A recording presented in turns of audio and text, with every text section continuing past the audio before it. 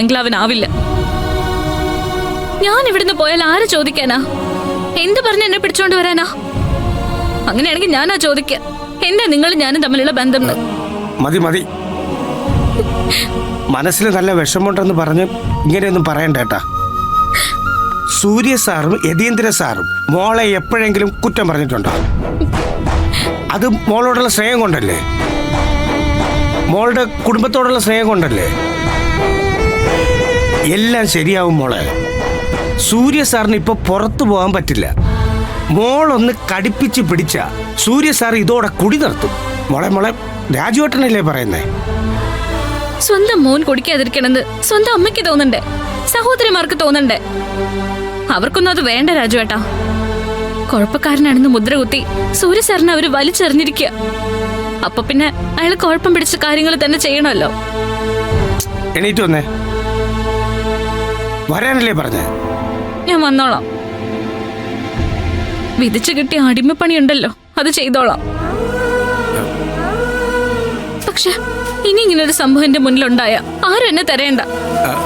മോളെ രാജുവേട്ടൻ ചെല്ല്, ഞാൻ വന്നോളാം. അല്ല,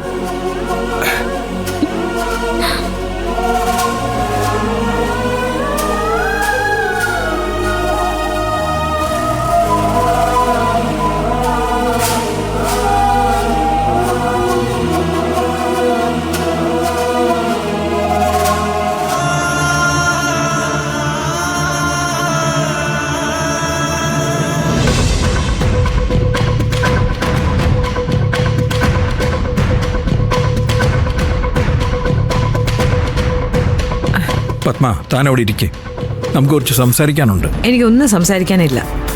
താൻ അവിടെ ഇരിക്കടോ.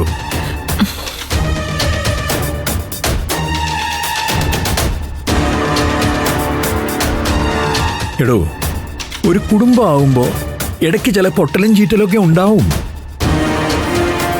അത് മായ്ച്ചു കളയാനുള്ളൊരു മിടുക്ക് മനുഷ്യന് ദൈവം തന്നിട്ടുണ്ട്. അതുകൊണ്ടാണ് നമ്മളൊക്കെ വീണ്ടും വീണ്ടും പിടിച്ചു നിൽക്കുന്നത്.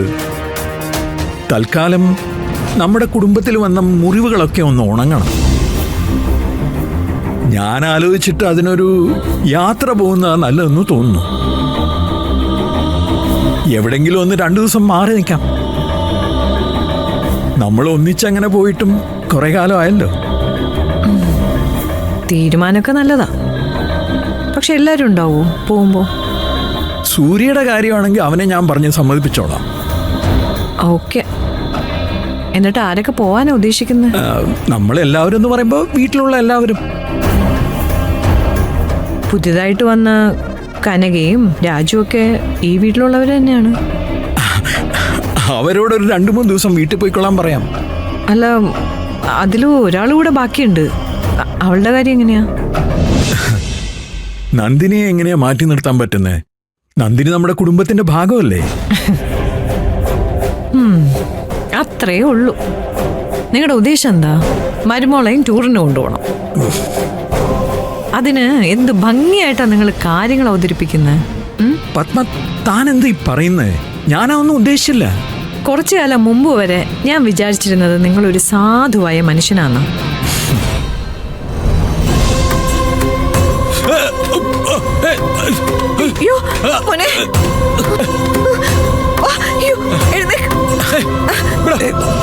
സൂര്യ, എന്താടാ പറ്റിയത്?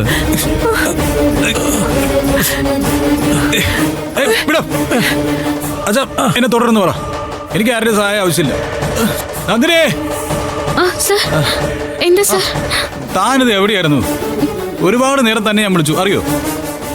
പിടിച്ചേ. ഞാനൊന്ന് ഓക്കെ ആവുന്നവരെ എപ്പോഴും എൻ്റെ അടുത്ത് താൻ ഉണ്ടാവണം.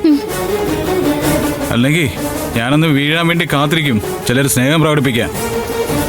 ചെയ്യാനുള്ളതെല്ലാം ചെയ്തു കൂട്ടിയിട്ട് സ്നേഹം പ്രകടിപ്പിക്കുന്നവരെ എനിക്ക് പുച്ഛമാ. എനിക്ക് റൂമിലേക്ക് പോണം. അച്ഛാ, മനസ്സിൽ വിഷം വെച്ചിട്ട് പുറമേക്ക് കരഞ്ഞു കാണിച്ചിട്ട് കാര്യമില്ല. അച്ഛന് മനസ്സിലായോ?